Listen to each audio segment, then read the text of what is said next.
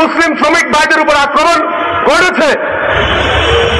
এই আক্রমণ কেন ঘটিয়েছে দুইটি তথ্য দেখলেই পরিষ্কার হয়ে যাবেন। ওই শুরু অবস্থাতেই দেখা গেছে যে ওদের তিনজনকে বাইন্দা রাখছে, দাঁড়ায় রয়েছে ওখানে চেয়ারম্যান এটা শেরলু গেঞ্জি, সাদা শেরলু গেঞ্জি পরা ওখানে দাঁড়ানো আছে। এগুলো আপনারা বুঝতে পারছেন এই স্বল্প সময়ের ভিতরে আমরা 12 জন অপরাধীকে এই হত্যা মামলায় আমরা গ্রেফতার করতে সক্ষম হই। বা এটা ঘরের ভিতরে আশ্রয় নিয়ে মানুষগুলোকে কোনো তথ্যপত্র ছাড়াই তাদেরকে অ্যাটাক করা। আসসালামু আলাইকুম বন্ধুরা, আশা করি সবাই ভালো আছেন। আল্লাহর অশেষ রহমতে আমিও ভালো আছি। শুরুতে যে ভিডিওটি দেখলেন, আজকের ভিডিওটি খুবই গুরুত্বপূর্ণ। আশা করি শুরু থেকে শেষ পর্যন্ত আমাদের সাথেই থাকবেন। গত 18 এপ্রিল ফরিদপুরের মধুখালী থানার ডুমাইল ইউনিয়নে পঞ্চপল্লী গ্রামে কালী মন্দিরে আগুন দেওয়ার সন্দেহ করেই কয়েকজন নির্মাণ শ্রমিককে আটকে রেখে নির্মম নির্যাতন করেছেন স্থানীয় বিক্ষুব্ধ জনতা। পরবর্তীতে স্থানীয় প্রশাসন তাদেরকে উদ্ধার করে এবং পরবর্তী চিকিৎসা হসপিটালে নিয়ে যান। সেখানে দুইজন নির্মাণ শ্রমিক মারা গিয়েছেন এবং তারা দুই ভাই ছিলেন এবং তাদের বয়স আসলে 20 বছরের মতো, এবং অন্য আরো 5 জন নির্মাণ শ্রমিক গুরুতর আহত অবস্থায় চিকিৎসাধীন রয়েছে। তো পরবর্তীতে ঘটনাস্থল পরিদর্শন করেছেন স্থানীয় প্রশাসন। তারা দাবি করেছেন যে যেহেতু একটি ভিডিও ফুটেজ ইতিমধ্যে ভাইরাল হয়েছে, ভিডিও ফুটেজের মাধ্যমে এবং তারা ইতিমধ্যে প্রায় 10-12 জনকে আসামিকে গ্রেফতার করতে সক্ষম হয়েছেন এবং তাদের গ্রেফতার অভিযান অব্যাহত রয়েছেন। তো বন্ধুরা, চলুন এই বিষয়ে স্থানীয় প্রশাসন সাক্ষাৎকার দিয়েছেন, চলুন আমরা সেটা শুনে আসি।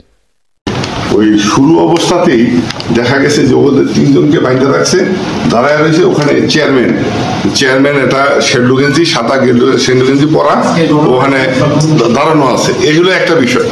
আর একটা বিষয় হলো, স্যার আপনি অবগত আছেন কিনা যে ওখানে যদি চাঁদা চাইতো, যে ওই বিল্ডিংটা যে করতেছে যে ঠিকাদার, তাই না, যে ঠিকাদার কাজটা করতেছে, যে আমরা কিছু শুনছি যে ওই কাজ করতেছে, ঠিকাদার কাছে টাকা চাইছে, কত টাকা দেয় নাই বিধে ওদের উপরে এই ঘটনাটা ঘটাইছে।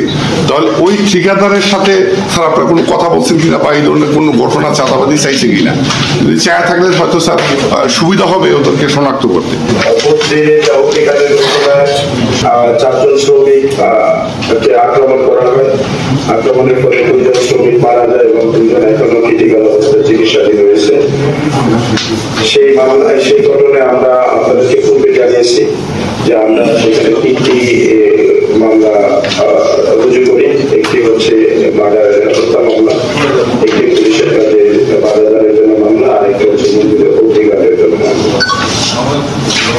আমাদের 3 জন দক্ষ পুলিশ কর্মকর্তা এই 3টি মামলার তদন্ত কার্যতেই আমরা, তো তারা ঘটনার শুরু থেকে শুরু করে এখন পর্যন্ত প্রতিনিয়ত এই মামলা তদন্ত কাজে ব্যস্ত থাকে এবং এই ঘটনায় আমরা এই পর্যন্ত 12 জন আসামিকে আমরা গ্রেফতার করি। আপনাদেরকে আবার বলতেছি, এই ঘটনায় আমরা এই পর্যন্ত 12 জন আসামিকে আমরা শনাক্ত করে গ্রেফতার করি। এর ভিতরে 4 জনকে আমরা অলরেডি বিজ্ঞ আদালতে সুপর্দ করি, যাদের ভিতরে 2 জন নিজেদেরকে জড়িয়ে এই ঘটনার কথা স্বীকার করে 164 ধারা জবানবন্দি দেয়। এটা হচ্ছে আমাদের অন্যতম একটা সফলতা এই মামলা তদন্তের ক্ষেত্রে।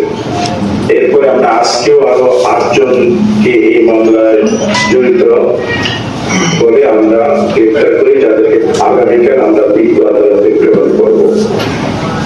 কারণ আপনারা বুঝতে পারছেন এই স্বল্প সময়ের ভিতরে আমরা 12 জন অপরাধীকে এই হত্যা মামলায় আমরা গ্রেফতার করতে সক্ষম হই।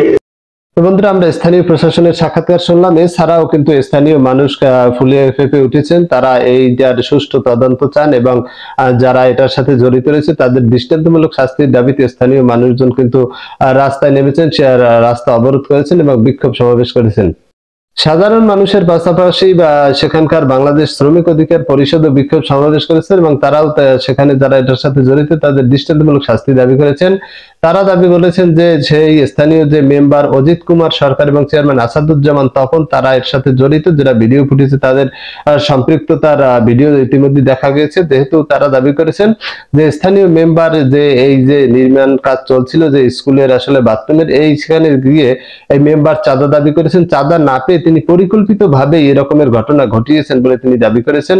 যদিও তারা পলাতক রয়েছে এবং ইতিমধ্যে তাদের গ্রেফতার অভিযান অব্যাহত রয়েছে। তো এই যে বাংলাদেশ শ্রমিক অধিকার পরিষদ যে বক্তব্য দিয়েছেন, চলুন আমরা সেটা শুনে আসি। অভিযোগে আমাদের মুসলিম শ্রমিক ভাইদের উপর আক্রমণ ঘটেছে। এই আক্রমণ কেন ঘটিয়েছে দুইটি তথ্য দেখলেই পরিষ্কার হয়ে যাবেন। প্রথমত, হিন্দু যে ভাইরা প্রথম কিন্তু আক্রমণ করেনি, প্রথম এই শ্রমিকদেরকে বেঁধে রেখেছে। তারপর এসেছে ওই হিন্দু পল্লীর যে মেম্বার অজিত কুমার সরকার। এই অজিত কুমার সরকার এর আগেও এই যে শৌচাগার নির্মাণ প্রকল্প এদের কাছে এসে চাঁদা দাবি করেছে এবং এদেরকে হত্যার হুমকি পর্যন্ত দিয়েছে। এই অজিত কুমার সরকার এসে ওই ইউনিয়নের চেয়ারম্যান আসাদুজ্জামান তপন তাকে ফোন দিয়েছে।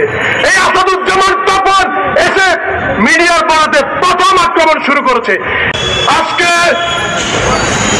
যে ইউনিয়ন চেয়ারম্যান আসাদুজ্জামান তপন আওয়ামী লীগ নেতা, এই আওয়ামী লীগ নেতা 1 বছরও হয় নাই ইউএনও এবং পুলিশের উপর আক্রমণ করেছে। এই আক্রমণের কারণে তার ইউপি সদস্য স্থগিত করেছে আদালত এবং তাকে রিমান্ডে পর্যন্ত নিয়েছে। সে 1 বছরও যায় নাই, সে এখন আবার চেয়ারম্যানের পদ ফিরে পেয়েছে এবং এলাকায় মাস্তানি শুরু করেছে। আমরা বলছি এই ঘটনায় যারা জড়িত তাদেরকে অনতিবিলম্বে গ্রেফতার করে দৃষ্টান্তমূলক শাস্তি দিতে হবে। বন্ধুরা, স্থানীয় প্রশাসন ছাড়াও সেখানে কিন্তু ইতিমধ্যে 2জন মন্ত্রী ঘটনাস্থল পরিদর্শন করেছেন এবং এই বিষয়ে সাক্ষাৎকার দিয়েছেন। ঘটনাস্থল পরিদর্শন শেষে তারা কথা বলেছেন। তো আমরা ধর্মমন্ত্রী মোহাম্মদ ফরিদুল হক খান যে কথা বলেছেন এবং আরো একজন মন্ত্রী এই বিষয়ে যেটা বলেছেন, চলুন আমরা সেটা শুনে আসি। জিনিসটা দুঃখজনক এবং হৃদয় বিদারক যে ঘটনাটা ঘটেছে। আমাদের কোনো অবস্থাতে এই বিশ্বাসটা আসছে না যে কে কাকে মেরেছে না মেরেছে, এই জিনিসটা তাৎক্ষণিকভাবে এটা বলা কিন্তু খুব কঠিন। আর দ্বিতীয় কথা হলো, এটাতে একটা আমাদের ডিসি সাহেব অলরেডি একটা তদন্ত কমিটি করেছেন। এই তদন্ত কমিটি দেখবে এবং তারপরে তদন্ত কমিটিতে কি আসে তারপরে দেখে আমরা বলতে পারবো। আর এর আগে আমরা এটুকুই বলি যে মানবতার যে অবস্থা যেই করুক না কেন, আমাদের যারা মারা গেছে তারাও যদি করে থাকে, তারা করার কারণে মারা গেল, মারা যাওয়ার পরে তারপরে যাওয়া অবস্থা দেখলাম, মৃত্যুর পরেও 6 ঘন্টা আটকায় রাখা হলো। প্রশাসনের নাকের ডগার উপরে এই কাজটা করলো। তো এই যে কাজটা যারা করলো তারাও তো মানুষ, তাদের বিবেচনায় আসা উচিত ছিল, সেটা করে নাই। তবে আমি যতটুকু মহিলা যিনি ওই প্রদীপ দেন সন্ধ্যার সময়, ওনার সাথে যে আলোচনা, সেই আলোচনায় বুঝতে পারলাম যে এখানে কে বা কাহারা করেছে সেটা এখনো উনি কোনো কিছু বলতে পারতেছেন না। উনি দেখেছেন এবং এটাও দেখেছেন যখন আগুন লেগেছে তখন এরা যে চিৎকার করছে সবাই, উনি বললেন যে সবাই চিৎকার করছে এবং চিৎকার শুনে আমরা এই পাশে এসে দাঁড়াইছি। এতে তো সন্দেহ কার উপরে করবেন আপনি? এটা ইনভেস্টিগেশনের ব্যতি রেখে কোয়ার কোনো উপায় কারোরই নেই। আসলে এত অল্প সময় হাজার হাজার মানুষের আগমন বা এটা ঘরের ভিতরে আশ্রয় নিয়ে মানুষগুলোকে কোনো তথ্যপত্র ছাড়াই তাদেরকে অ্যাটাক করা, তাদেরকে মারতে হবে, তাদেরকে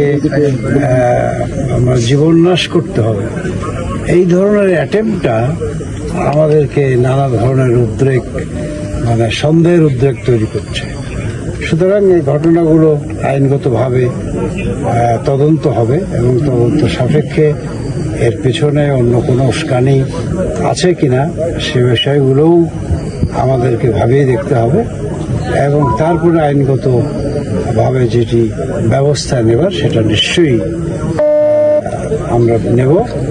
তো বন্ধুরা, আমরা দেখলাম যে স্থানীয় প্রশাসন এবং যে স্থানীয় নেতৃবৃন্দ যে বক্তব্য দিয়েছেন তাদের বক্তব্য শুনলাম। তারা অনেক সাধারণ মানুষ দাবি করেছেন যে এটা পরিকল্পিতভাবে করা হয়েছে, অনেকে দাবি করেছে যে চাঁদা দাবি করেছে, চাঁদা না পেয়ে এরকমের পরিকল্পিতভাবে ঘটনা ঘটেছে। তবে ঘটনা যাই হোক না কেন, আমরা আশা করব যে এটা সুষ্ঠু তদন্তের মাধ্যমে আমরা আশা করব অবশ্যই যারা এই ঘটনার সাথে জড়িত তাদেরকে আইনের আওতায় এনে সঠিক দৃষ্টান্তমূলক শাস্তি প্রদান করা হবে, যাতে এরকমের ঘটনা না ঘটে। তবে অবশ্যই আমাদের আপনাদের কাছে অনুরোধ থাকবে যদি কেউ কোনো অপ্রীতিকর ঘটনা ঘটায়, সে যে ধর্মেরই হোক না কেন, তাকে আইনের আয়ত্তে আনেন। আইন যদি সে দোষী হয় অবশ্যই তাকে দেশের আইন অনুযায়ী শাস্তি দেবে, কেউ আইন হাতে তুলে নেবেন না। কারণ এখানে যে ঘটনাটি ঘটেছে, এই আইন হাতে তুলে নেওয়ার কারণে যেরকমের 2টি ছেলে মারা গিয়েছে, তার ফ্যামিলির যে ক্ষতি হয়েছে, এই ক্ষতি আর পূরণ হবে না। পাশাপাশি এই কাজের সাথে যারা জড়িত, যারা এই মামলায় আসামি হবেন, তারাও যে শাস্তির মুখোমুখি হবেন, তাদের ফ্যামিলিও কিন্তু ক্ষতিগ্রস্ত হবে।